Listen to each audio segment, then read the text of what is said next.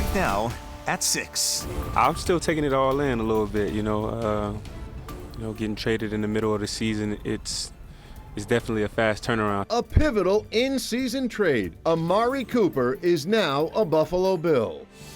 Plus, temperatures are dropping as cold air blankets Buffalo. Temperatures are falling tonight, even some 20s for areas south across the southern tier and northern Pennsylvania. Then high pressure builds in and warms us up and also brings some sunshine. I'm meteorologist Jennifer Stenonis. All the details are coming up. And Chris Scanlon wraps up his first day as Buffalo mayor. The tough questions we're asking him. Live, on your side. Channel 2 News at 6 starts now. And good evening, and thanks for joining us for Channel 2 News at 6. I'm Scott Levin. And I'm Courtney Courtright. Mary Alice is off tonight. Help is on the way for Josh Allen. Wide receiver Amari Cooper is now a member of the Bills. Yeah, we first brought you news of the big trade yesterday on Most Buffalo. The Bills sent a 2025 third-round pick and a 2026 seventh-round pick to the Cleveland Browns. And in exchange, they got Cooper and a 2025 sixth-round pick. Now, many are anticipating that he is going to assume the role as Josh Allen's #1 receiver. Lots to go over here. Channel 2 Sports Director John Scott is joining us live now from Orchard Park. So, John, we heard from Cooper for the first time today. We sure did. And any time a player gets traded, we hear so much about how much of a whirlwind that it is. Amari Cooper using his drive last night from Cleveland here to Orchard Park to try and process being traded from the Browns to the Bills. Yes, he's reached his new destination, but still this change, still something he's trying to let sink in fully. Cooper, though, did say today in his first remarks with the Bills, very excited, as you would expect, to play with a quarterback, especially the caliber of Josh Allen. It's going to be a work in progress, though, for these two. General Manager Brandon Beane saying wide receivers in particular have one of the hardest times learning a new offensive system, but Cooper ready to dive in and do what he can when called on. This is definitely new for me, but at the end of the day, it's just football, I think I'm a pretty cerebral guy, at least cerebral enough to learn the playbook as fast as I can, so I can go out there and get lined up and just run routes, catch the ball, get open, compete in the run game. Amari Cooper going to wear number 18 with the Bills, and when asked why, he said with a joking smile, well, there was really only two options available. So number 18 now for Amari Cooper with the Buffalo Bills. As for when we will see Cooper on the field playing for the Buffalo Bills, Sean McDermott kind of pumping the brakes, saying doesn't know yet if Cooper will make his debut on Sunday. Yeah, I'm not buying that. I expect to see him over in Highmark Stadium with the Bills, probably in whatever he has the most comfort in with this Bills playbook as he really tries to get up to speed. We're going to talk more Amari Cooper and this specific connection with Josh Allen coming up later in sports. But for now, live from One Bills Drive, John Scott, and Courtney, back to you. You got it. That's a mouthful. Thanks, John. Appreciate it. This is the type of player that the Bills are getting. Cooper is a 5-time Pro Bowler, with his most recent trip being last year. Of course, he was drafted #4 overall out of Alabama, and he's put up nearly 10,000 yards receiving and 62 touchdowns over his career. Just last season, he actually broke the Browns' single-game record against the Texans with 265 yards receiving. Now, right now, let's take a live look at current temperatures. We are in the 40s, and it is only going to get colder from here. A frost advisory, you heard that right, and freeze warning has been issued for most of western New York. Storm Team 2 meteorologist Jennifer Stenonis is tracking this all for us. So, Jen, how cold is it going to get, and will warmer temperatures return? Well, we'll have 30s and even some 20s, and yes, we will be warmer, but 'tis the season for the cold in the air. We have the freeze warning for areas south of Buffalo into northern Pennsylvania tonight into tomorrow morning, and also for our northern section, including downtown Buffalo, frost advisory for the same time frame. So expect cold conditions. Look at this. Temperatures expected to drop 30s, mid to low 30s for many spots, even some upper 20s for portions of the southern tier and into northern Pennsylvania. But there's that warm up you guys were asking about. We will have that here soon with 60s, even near 70 as we head into the weekend. And any clouds locally will be moving out, clearing skies tonight, and also sunshine expected too. Pretty pretty decent stretch expected end of the week and into the weekend. So I'll talk more in detail about all of this coming up. Back to you guys. Jen, thanks. And right now, City Hall is adjusting to some new changes as Chris Scanlon wraps up his first day as acting mayor. While leaders focus on a new billion-dollar initiative, we are asking Scanlon some tough questions today. That's right. In just a few moments, Channel 2 investigative reporter Charlie Specht will talk about the mayor's response to travel issues with the sewer authority. But let's start tonight with Dave McKinley. Dave, this billion-dollar program will address untreated sewage in our waterways. That's right, Courtney, and a lot of folks may not know this or realize it, but whenever you get a heavy rainfall or a snow melt, sewage treatment plants that treat both the storm sewage that runs in off the street and, of course, sanitary sewage are allowed to take any of the excess of their capacity and discharge it directly into local waterways. It's totally permittable and legal. Just in Buffalo, in fact, this is amounted to between 1 and 4 billion gallons a year of untreated sewage being discharged into waterways. Much of this $1 billion will be spent on improvements at the main Buffalo sewer plant on Unity Island, which discharges into the Black Rock Channel and Niagara River. But it also involves 50 other projects that would improve water quality in a number of other waterways into which raw sewage is sometimes discharged. Those behind this effort say it's about more than health. It's actually about protecting that which might secure Buffalo's future economy. And we talk about the blue economy. And one of Buffalo's natural advantages is we have an abundance of fresh water. But that only works if the water is blue. It doesn't work if the water is gray. The $1 billion worth of work, though, isn't going to come right away. Officials say it will take nearly 2 decades to complete all that they have in mind to improve the situation. Now, those behind the effort are also quick to notice they might be with any large-scale public infrastructure project, the number of jobs that will be created, in order to complete it. For now, I'm Dave McKinley, live on your side at the Buffalo waterfront. Let's go back inside to you, Scott and Courtney. You got it, Dave. Thank you. Two on your side, of course, is asking the tough questions tonight. And those questions are directed right to Acting Mayor Chris Scanlon. One of the departments he now has to oversee is the Buffalo Sewer Authority. The authority was the subject of a Two on Your Side investigation and found the CEO spent nearly 300 weekdays traveling on work trips paid for by taxpayers since 2016. Now tonight, we are asking the new mayor, acting mayor, about these work trips. And our Charlie Specht is joining us now. Charlie, you spoke with the acting mayor earlier today. What do you have to say about this? Scott, acting Mayor Scanlon's approach is a bit different than his predecessor, former Mayor Byron Brown, who said he had no say over the travel costs. Scanlon is taking a bit more responsibility, saying he plans to at least meet with Sewer Authority GM O.J. McFoy to have a conversation about these trips.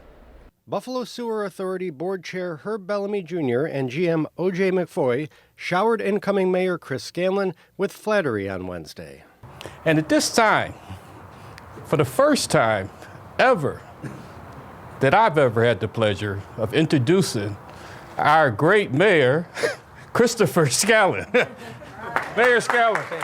As mayor, Scanlon now controls appointments to the sewer and water boards, and by extension, McFoy, an appointee of former Mayor Byron Brown, who failed to fluoridate Buffalo's water for 9 years, all while keeping an extensive travel schedule. McFoy has spent 297 weekdays since 2016, traveling to 23 states and 2 foreign countries for various water conferences. Your first day as mayor, there's been a lot of controversy with the travel with the sewer authority. Is that something that you think is appropriate? Yeah, we'll sit down and talk. Obviously we're in a transition period here, and I've had meetings with all the departments, many of the agencies, but we'll continue to have those meetings and we'll talk about it, obviously. McFoy and Bellamy have been unapologetic about the travel. They say the conferences help secure grants for the agency. I mean, is this a vacation, or are you actually working on things when you're at the trips? If you want to look at the conferences, you'll see that I've been to all the conferences inside and gaining relationships and learning to ask the questions when I come back to the board. A week ago, McFoy and 10 other sewer employees traveled to a water environment conference in New Orleans, at an estimated cost of $27,000 to taxpayers and ratepayers. Does it bother you at all, just the idea that earlier this month, 10 sewer employees took a trip to New Orleans, cost 30 grand. We're going through a budget deficit here. Does that concern you at all? Yeah, I saw the report on it. Obviously their finances are separate from the city's. It's a different agency, but I'll continue to look into it. I'll talk to the general manager about it, and we'll see what's going on. Now, we crunched some numbers this afternoon to try to get an idea of how much this travel is costing you, the taxpayer. That travel for the entire sewer authority has now cost more than $200,000 in public money in the last 2 years. Live on your side in Buffalo, Charlie Speck, Channel 2 News. Charlie, thank you. Developing now, Club Marcella surrounded by controversy this evening as the owners move out of the Michigan Avenue nightclub that he now faces a lawsuit with. Channel 2's Alyssa Clausell is joining us now in the studio. Alyssa, the lawsuit was filed by the family of a recent shooting victim. Yeah, that's right, Scott and Courtney. The family of the man shot and killed inside of the nightclub is now bringing on a wrongful death lawsuit against the club. This comes as crews work to clear out the once popular nightlife destination. This evening, Club Marcella is being cleared out. Owner Joe Marcella taking to Facebook to share these photos as he vacates the once popular nightclub. Its long history now marred by a string of violence and the fatal shooting of a man inside of the club, ultimately leading to an ordered closure by the city. We saw a lot of violence erupt in and around the surrounding area, and city officials and the local police and the SLA had to take it for the fact of the matter as it was and had to keep people safe. That deadly shooting now being cited in a new wrongful death suit against Club Marcella. The family of Jorge Luis Garcia Leon claims that the club was careless and, quote, reckless in its duties, ultimately leading to Garcia Leon's death inside the club in 2023. Councilmember Nowakowski, not involved in the suit, gave perspective on these questions surrounding the club's security operations. If violence is occurring in and around this facility with high-priced and class and top-of-the-line security cameras and a large volume of security personnel, how are we ending up with murders that are happening within inside this establishment? As the building clears, there's new questions surrounding what will happen to the space. As of right now, there are no confirmed plans or sales regarding the building. Nowakowski is open to the possibility of another bar or club taking over under new management. I can imagine it being probably a nightclub, and I'm not necessarily opposed to a nightclub if the operator shows security plans, shows the measures that's in place, and show that they can bring in clientele, keep them safe. We caught up with the former club owner and now defendant Joe Marcella today as he continued to clear out the nightclub. However, Marcella declined to comment on the club's closing and the wrongful death suit. On your side, Alyssa Clausell, Channel 2 News. Alyssa, thanks. And local high schoolers are learning about more career opportunities. We're going to tell you how they're getting set up for future success. Plus, Chelsea Swift is working on a developing story. Neighbors can rest easy knowing 47 children have been found safe. In just a few minutes, I'll explain the first of its kind operation that led to them being rescued.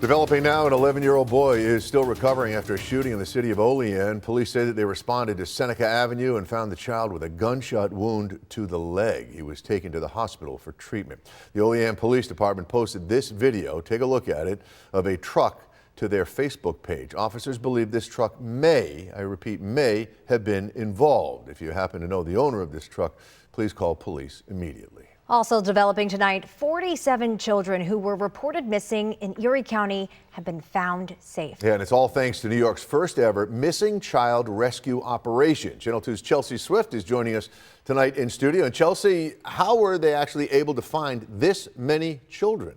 Scott and Courtney, several groups came together to make this possible, including the Missing Persons Clearinghouse and the National Child Protection Task Force. Law enforcement professionals from 22 public and private entities partnered to provide investigative support to Amherst and Buffalo police departments in this search. The National Child Protection Task Force co-founder Kevin Brunzetti says this kind of operation is an opportunity for agencies to learn which strategies are most effective, adding it's important for law enforcement to interfere before something happens to these children. Every time a child goes missing, the odds of them being assaulted or injured or criminalized in some way, or something really bad or evil happens to them, goes up exponentially. So the goal should always be to bring them home as fast as possible and then learn the why and work on the why. And that's why we did this. Next, the Missing Child Rescue Operation will be held in Albany, and there are services available to recovered children at the Child Advocacy Center at Best Self in Buffalo. On your side in the studio, Chelsea Swift, Channel 2 News. All right, Chelsea, thank you. 200 high school students in Western New York are learning more about opportunities in teaching. The Careers in Education Conference just wrapped up at Buffalo State. One student we spoke to says she was inspired by her own teachers growing up. My first grade teacher, Danielle Germetz, she inspired me to be like a teacher since first grade. She lets me help out in her classroom frequently, and she just showed me what a great teacher is. Organizers say these kinds of events are really important because New York is projected to need 180,000 new teachers over the next decade. Well, Courtney, are you getting your winter wardrobe ready? It's not just yet, but you're going to need to get it ready soon. Yeah, you know, it's funny. I was going to ask you, have you put your heat on yet, Scott? My wife did one night. What about you, Jen? We talked about this last week, right? You might need it tonight if you haven't. Yeah, many days ago we did, especially with the kids. But my husband and I would sometimes stretch it out before kids, like see how long we could go before we turned it on. But no, it is on, and we're going to definitely need it. Temperatures falling tonight. As you may have heard, we have temperatures even in the 20s for some spots south. And we have the clouds continue to clear out of here, and that's also going to help with the radiational cooling and the temperatures falling even more so. And there you go, even some 20s expected, upper 20s for areas south, including Olean, Salamanca, Ellicottville, and the rest of our area. Mid to low 30s for the most part. So chilly night tonight, frost advisory in effect for our northern zone here in the light blue, including Buffalo.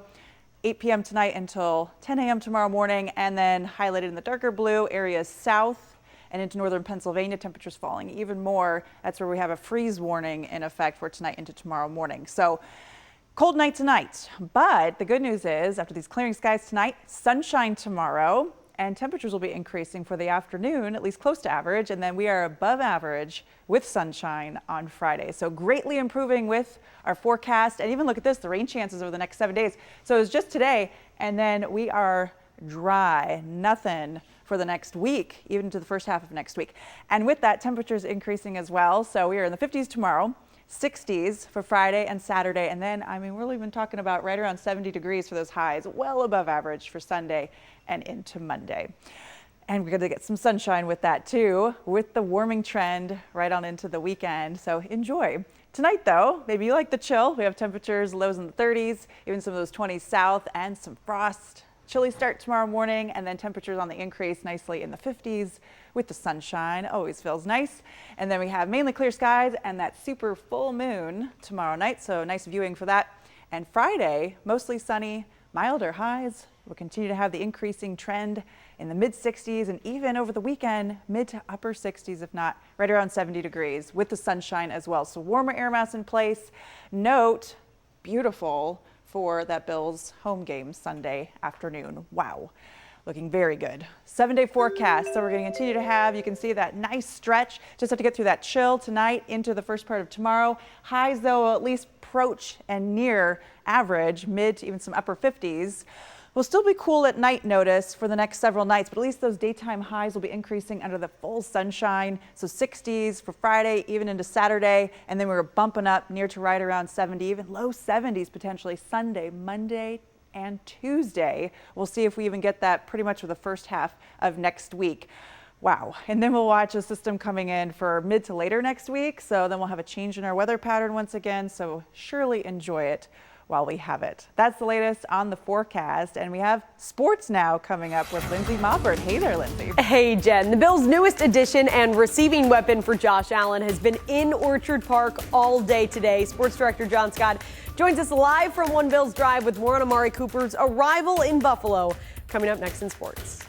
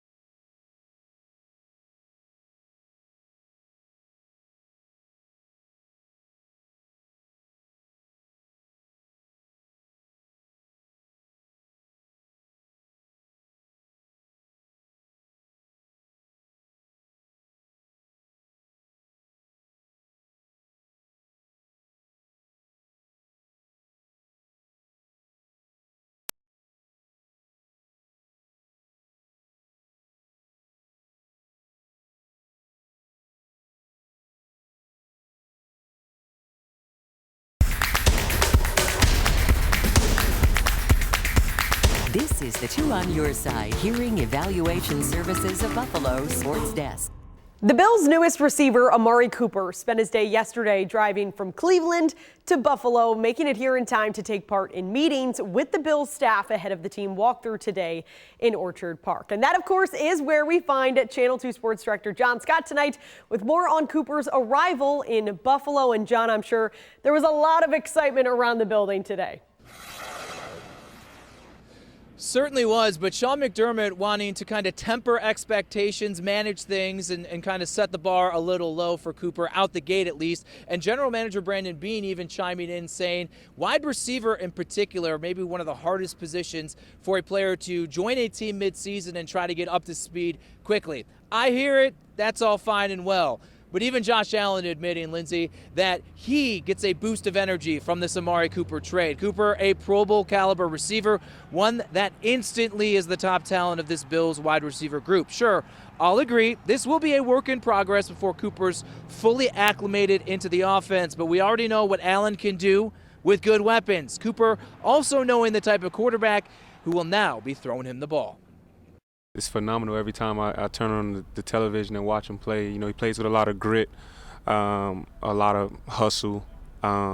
He plays hard, and obviously he's been, you know, one of the top quarterbacks in the game for a while now. So just to be able to play with him and experience that in person, I think it's going to be real cool. When you've got a guy like him who's as good as he is, it's not so much about the body language and getting on the same page. Like he's gonna find ways to get open. I'm gonna try to get him the ball, but I think it's just incorporating him into our offensive scheme and him understanding, you know, what he has to do on every given play.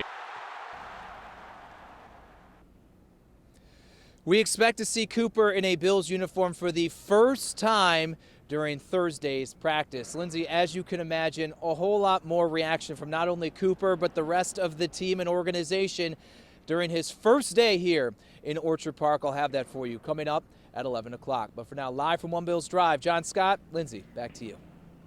All right, thank you, John. As for the Sabres tonight, the team is on the road to kick off a 3-game road trip. Head coach Lindy Ruff today confirming that forward J.J. Peterka will return to the lineup after missing the last 2 games with a concussion. Ruff today touching on what Peterka offensively brings to his line.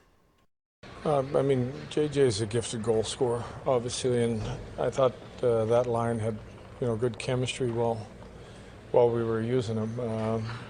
So again, we've lacked a little finish. I think JJ gives us that extra layer of finish. And we'll get to see Peterka back in action with the rest of the team, including Ukko-Pekka Luukkonen, in between the pipes when the puck drops in Pittsburgh at 7 o'clock tonight. And as always, you can expect highlights, post-game reaction, all the good stuff to come tonight at 11. All right, so what do you think? Amari plays on Sunday? What do you think? My guess is yes. You think so? Yes, I do. I think it would be an exciting, you know, first game for him to be at Highmark Stadium. I think fans would be excited, but, you know, I think, you know, it's just extra It'll be motivation. exciting, that's for sure. Yeah, that countdown to that game is on. It's exciting. Thank you, Lindsay, and thank you for joining us for Channel 2 News at 6 Nightly News with Lester Holtz coming up next. Then right after, Scott will return for Buffalo Nightly News at 7. Have a great night, everyone.